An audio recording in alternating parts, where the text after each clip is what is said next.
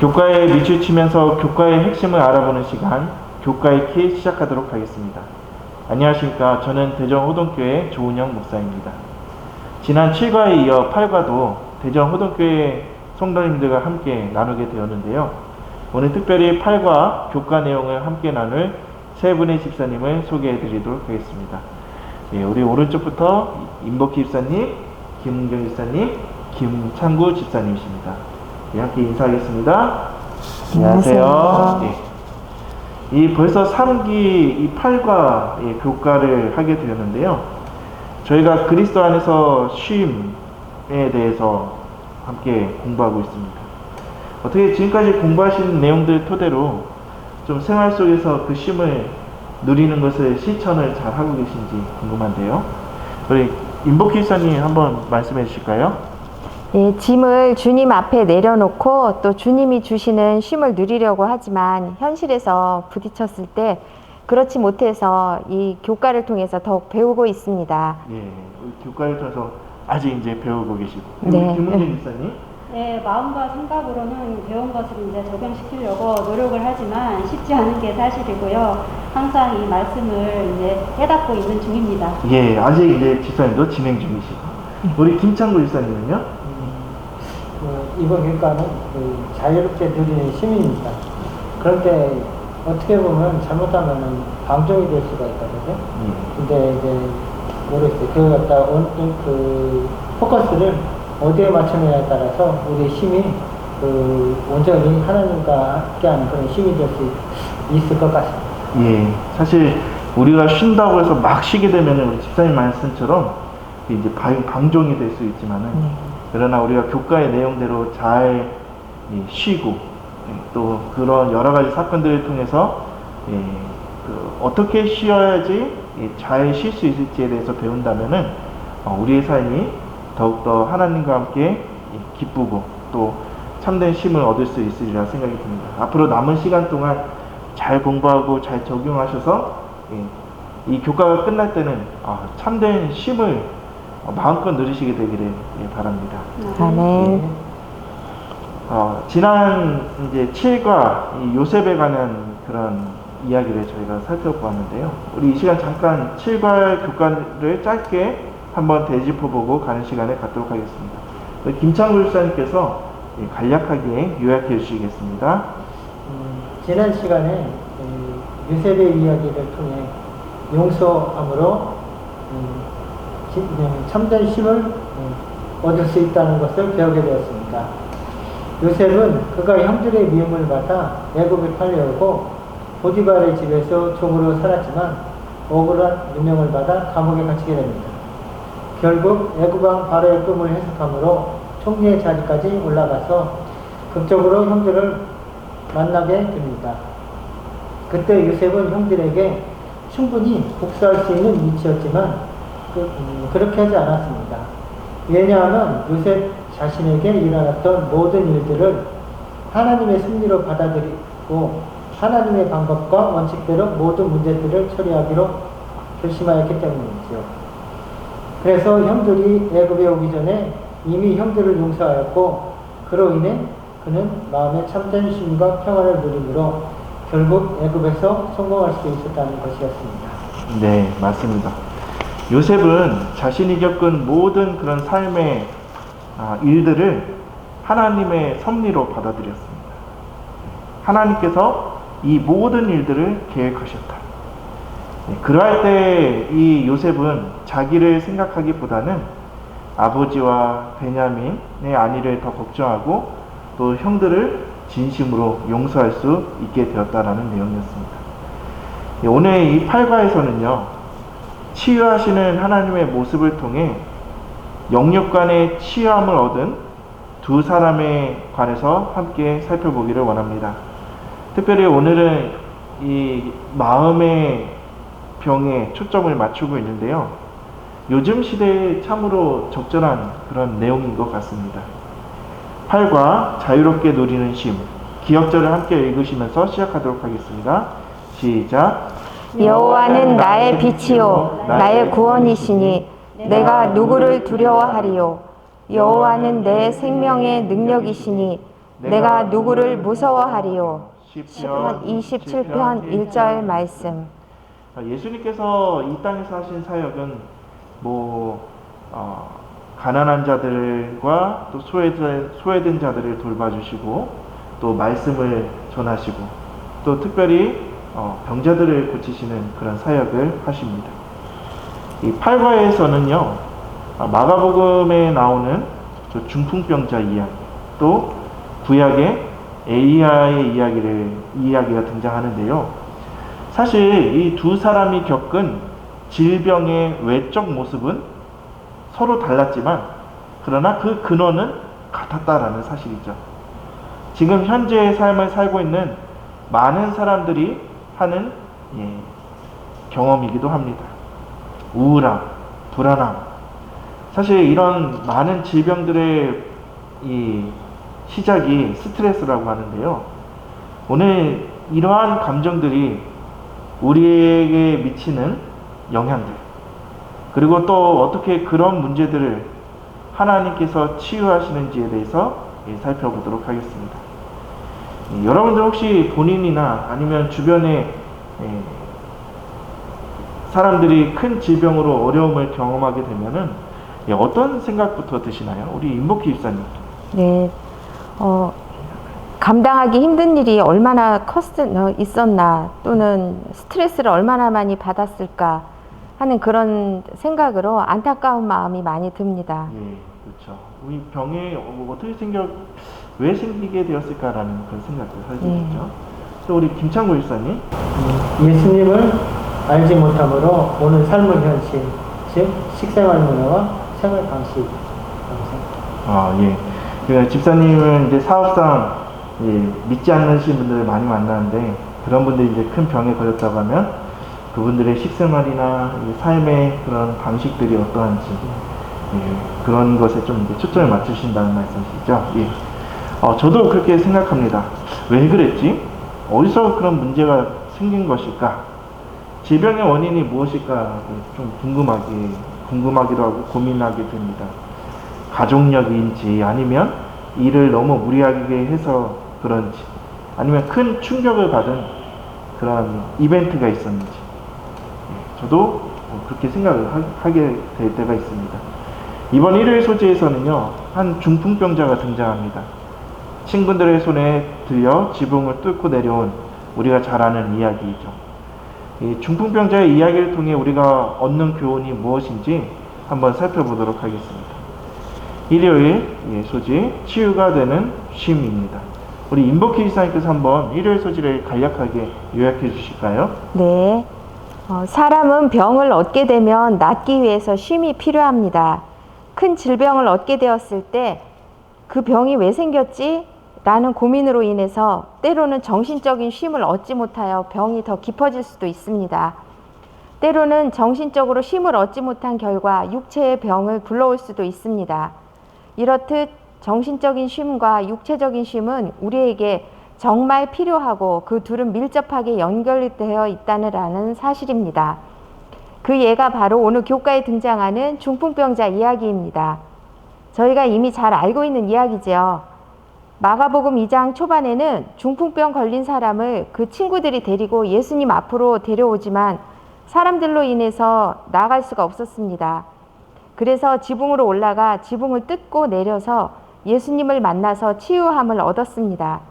중풍병자는 그가 병을 얻게 된 이유가 자신이 지은 죄 때문이라고 생각했고 그 죄의 문제가 해결되기를 간절히 원했습니다. 네, 사실 이 이야기만 단순히 성경적으로 봤을 때는 이 중풍병자가 주님 앞으로 나아가지 못해서 그 친구들이 지붕을 뚫고 내려서 주님을 만남으로 병을 얻었다라는 정도로 저희가 이해하고 그들의 믿음이 참 크다라고 이해를 하게 되었는데요. 사실 시대의 소망에 보면 그 이야기의 내막이 잘 기록되어 있습니다. 우리 김흥정 집사님 시대의 소망 267페이지 중풍병자의 상황에 대해서 중요한 부분을 좀 읽어주시겠습니까? 그의 질병은 죄악된 생활의 결과였으며 그 고통은 양심의 가책에 의해 더욱 심해졌다. 그는 정신적인 고민과 육체적인 고통에서 벗어나기를 바라면서 이미 오래전에 바리새인들과 의원들에게 애원하였다. 그러나 그들은 냉정하게 그의 병은 불치라고 선언하고 하나님의 진노에 맡겨버렸다. 중풍병에 걸린 사람은 속수무책이었다. 그는 어떤 것으로부터도 도움의 가망이 없음을 알고 절망에 빠져버렸다. 그때 그는 예수님의 놀라운 사업에 대하여 들었다.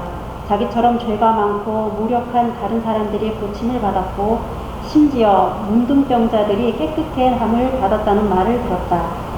그러나 질병이 어떻게 그에게 이르러 왔던가를 기억할 때 그의 희망은 무너졌다. 그는 순결하신 의원께서 당신 앞에 나아가는 것을 용납하지 않으실까봐 두려워하였다. 그가 바란 것은 육체적 회복이라기보다는 죄의 짐에서 해방되는 것이었다. 네, 때로는 우리도 이 중풍병자처럼 병의 원인이 우리가 가진 죄의 문제 때문인지 생각할 때가 있습니다.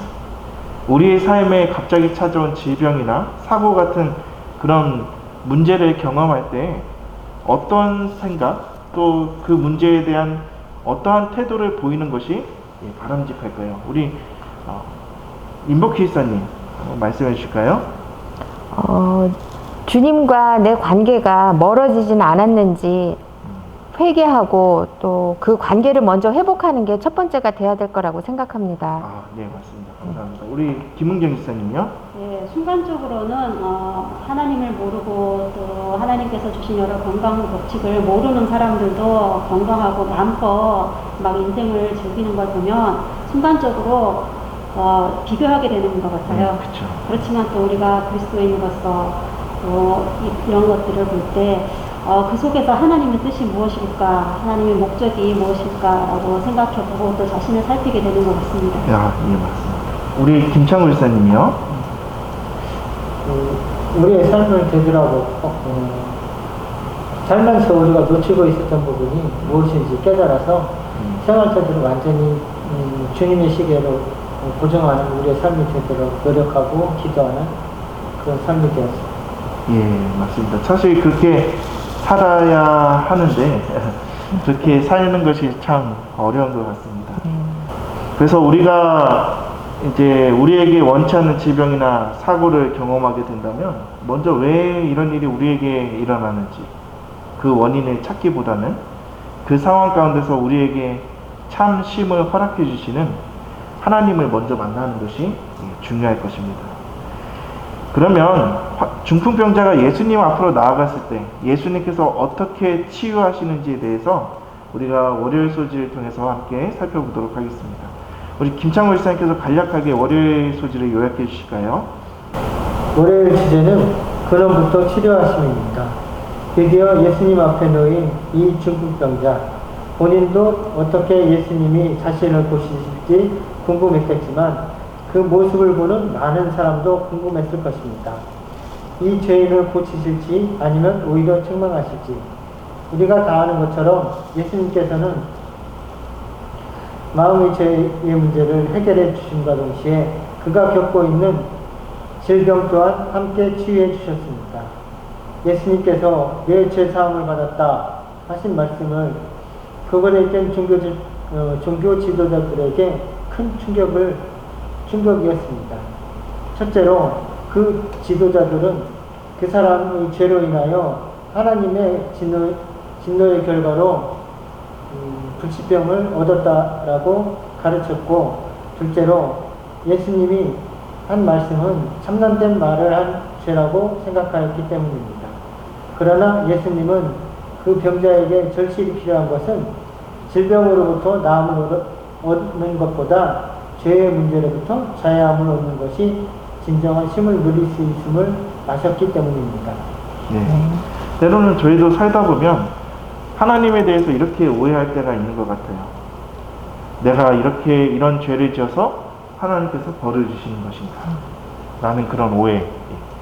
예수님께서 하신 말씀, 소자야 내 죄사함을 받았느니라 라고 하신 말씀을 통해서 예수님께서는 그의 질병도 낫게 하시고 또 그의 마음속에 가졌던 하나님에 대한 오해, 자기 죄 때문에 하나님께서 벌을 주셨다라고 하신 그런 오해를 풀고, 또 그 하나님은 용서의 하나님이심을 예수님께서는 강력하게 나타내심으로 이 중풍병자가 진정한 쉼을 누리기를 원하셨던 것 같습니다. 우리 임복희 집사님은 이 이야기를 보시면서 어떤 생각이 드셨나요? 네. 이 이야기는 우리에게 예수님께로부터 어떤 치유함을 먼저 받아야 되는지 잘 보여주고 있는 것 같습니다. 우리가 육신의 쉼을 얻기 위해서는 단순히 육신의 문제만 해결되어서는 안 된다는 것입니다. 우리가 참된 행복과 쉼을 누리기 위해서는 하나님께로부터 진정한 용서의 경험, 죄사함의 경험을 해야 하는 것을 생각하게 되었습니다. 우리가 교회 생활을 열심히 하고 주님을 따른다고 하지만 기쁨이 없는 이유가 용서받은 은혜의 경험, 죄사함을 얻은 경험이 부족하기 때문인 것 같습니다. 네, 맞습니다. 네, 그러면 집사님 이어서 그 월요일 소지 오른쪽에 있는 그 영감의 교훈의 글을 한번 읽어주실까요? 네.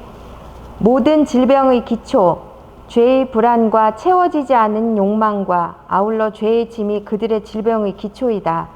그들은 심령의 치료자 앞에 나오기 전에는 위안을 찾을 수 없다.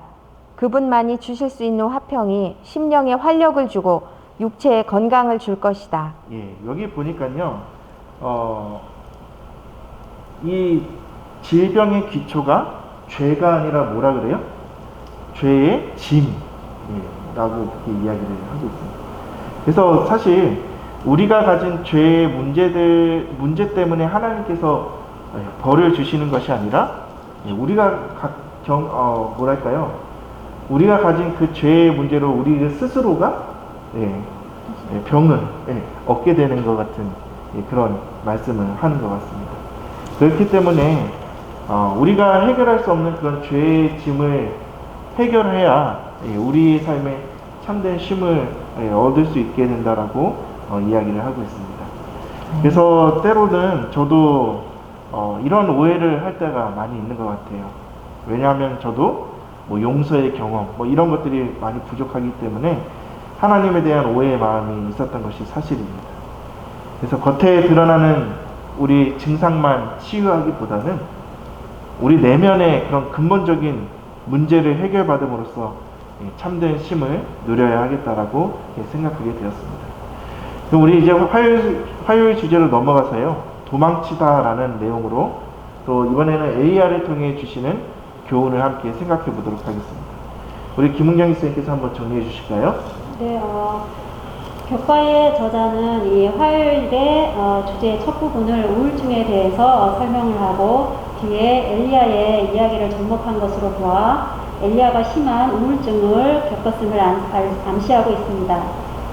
어떤 사람은 이 우울증은 인구의 15%가 경험할 만큼 흔하기 때문에 마음의 감기다 라고 표현할 정도로 현대사회는 매우 흔한 질병이 되었습니다.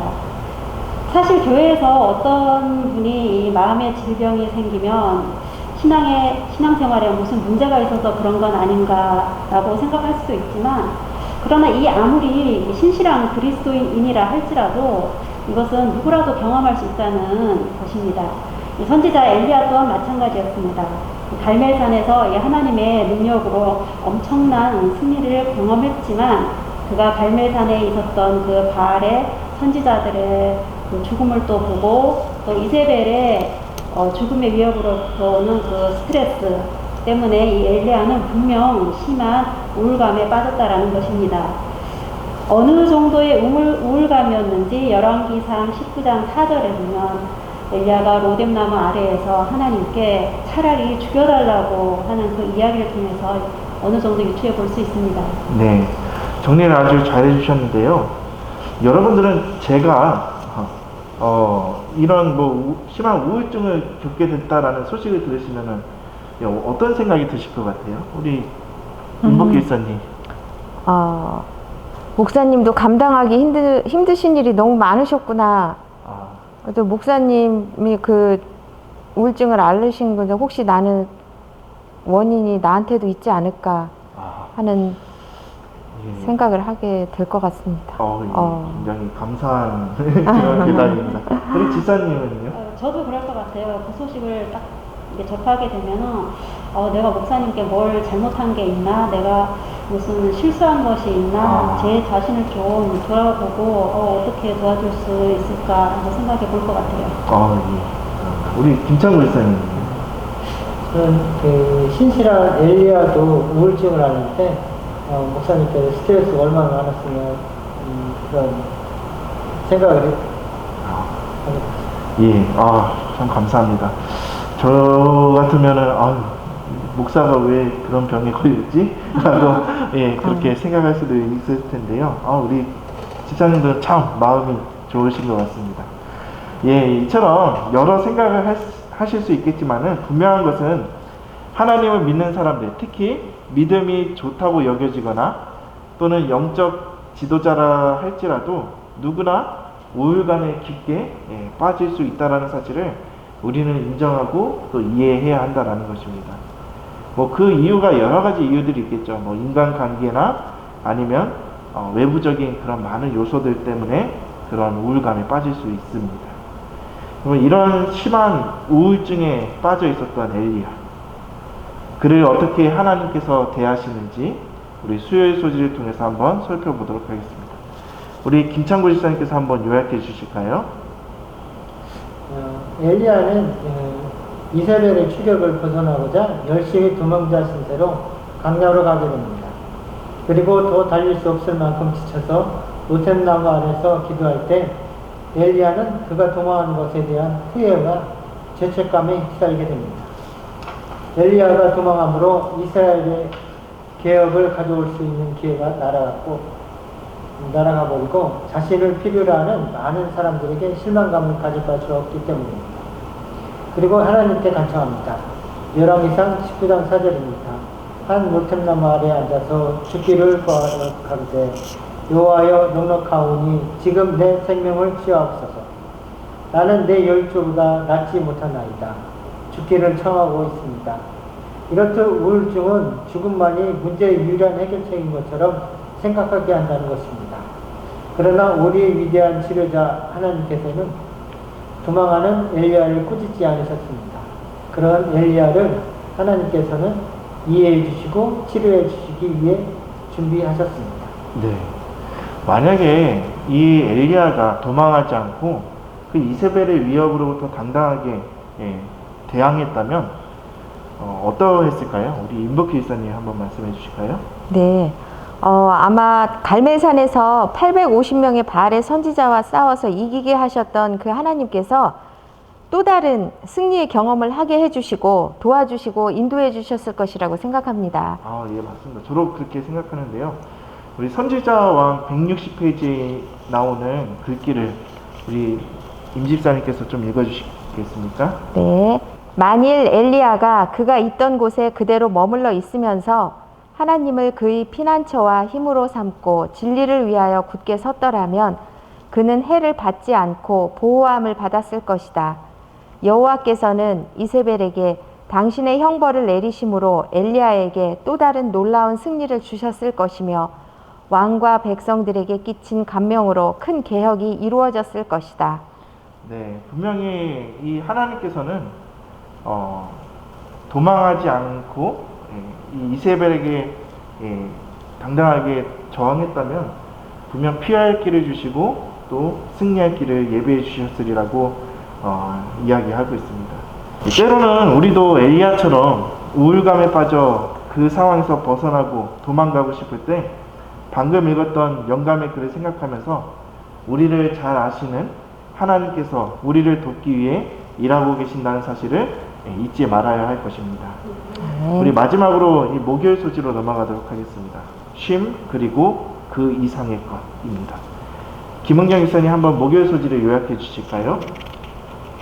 먼 거리를 도망하여서 지쳐있는 이 엘리야가 육체적인 피로뿐만 아니라 정신적으로도 매우 지쳐있음을 하나님께서는 알고 계셨습니다. 그래서 하나님께서는 엘리야를 먹이고 재우시고 하시면서 이 엘리야에게 쉼을 허락하셨습니다. 그리고 그가 가야 할 곳에 대하여 알려주십니다. 왜냐하면 그곳에서 하나님을 만나고 사명을 주시기 위함이었습니다. 하나님께서는 단순히 쉼을 허락하실 뿐만 아니라 어디로 나아가야 할지 방향을 재정립해 주십니다. 우리의 생각대로 삶의 방식을 정하는 것이 아니라 하나님께서는 그분께로 달려오기를 원하고 계십니다. 네, 우리가 지치고 도망하고 싶을 때 하나님께로 달려가기만 하면 우리에게 하나님께서는 쉼을 허락하여 주시고 또 우리가 어디로 가야 할지에 대해 그 갈 바를 분명하게 알려주실 것입니다. 지금 이 오른쪽 페이지에 있는 그 묵상의 글을 함께 읽기를 원하는데요. 네, 제가 읽도록 하겠습니다. 하나님께서는 더 좋은 날들이 엘리야 앞에 기다리고 있음을 아셨다. 그가 자신의 삶을 하나님의 리듬에 맞춰 조절하는 것을 배우며 그분의 쉼을 받아들일 때 선지자에게 참된 쉼이 찾아올 것이었다.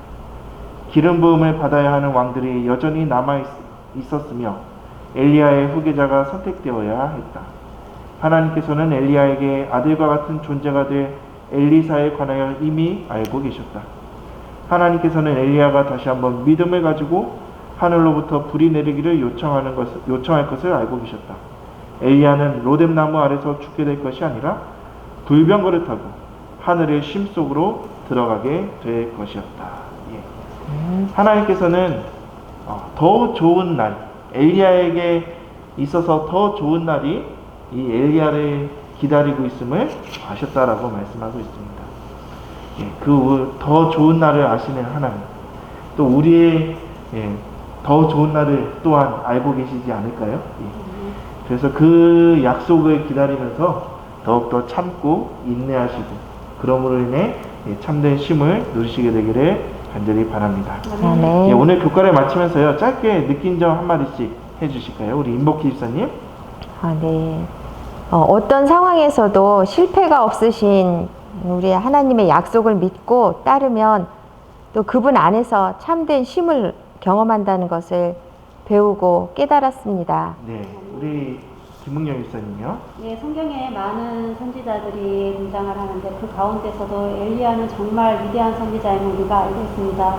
그 삶이 정말 그 가운데서도 지극히 또 인간적인 모습을 보이고 수많은 고난을 당했지만 하나님께서 그 필요한 순간순간마다 필요를 채워주시고 그 순간마다 정말 쉼을 주신 그 하나님께서 이 시대에도 정말 우리의 모든 필요를 채우시고 또 진정한 쉼을 주시는 하나님임을 다시 한번 알게 되었습니다. 예. 아멘. 우리 김창우 집사님. 엘리야는 어떻게 보면 그 시대 상황으로 적들이 신정부에서 삶을 살았어요. 그런데 오로지 하나님을 의지하는 생애를 살아서 결과가 좋았던 것 같습니다. 예, 그렇죠. 아멘. 그 어떻게 보면 엘리야는 자기 편이 많은 곳에서 산 것이 아니라 적진에서 살고 있었습니다. 예. 그러나 그곳에서 살았지만은 그가 하나님의 편에 서고 또 날마다 하나님의 그런 은혜를 받음을 통해서 그가 어떻게 보면은 결과론적으로 봤을 때 성공적인 그런 삶을 산 것임을 우리가 보았습니다. 아멘. 예, 저도 오늘 이 교과를 통해서 우리의 쉼은 육체적인 쉼뿐만이 아니라 우리 내면의 쉼을 누리게 될 때에 비로소 진정한 행복과 또 참된 쉼을 얻게 된다는 것을 배우게 되었습니다. 하나님께서는 우리로 하여금 단순한 그냥 쉼을 누리는 것뿐만 아니라 우리의 마음과 영혼이 진정으로 쉼을 누리기를 원하고 또 그렇게 해주시겠다고 약속을 해주고 계십니다. 특별히 오늘 교과에 등장한 이 두 인물을 통해서 우리가 그것을 잘 배우게 되었는데요. 우리 성도님들도 이번 한 주도 주님 안에서 참된 쉼을 누리시게 되기를 간절히 바랍니다. 그리고 이번 한 주도 주님과 함께 승리하는 한 주 되시기를 간절히 바라면서 이번 8과 교과를 마치도록 하겠습니다. 감사합니다.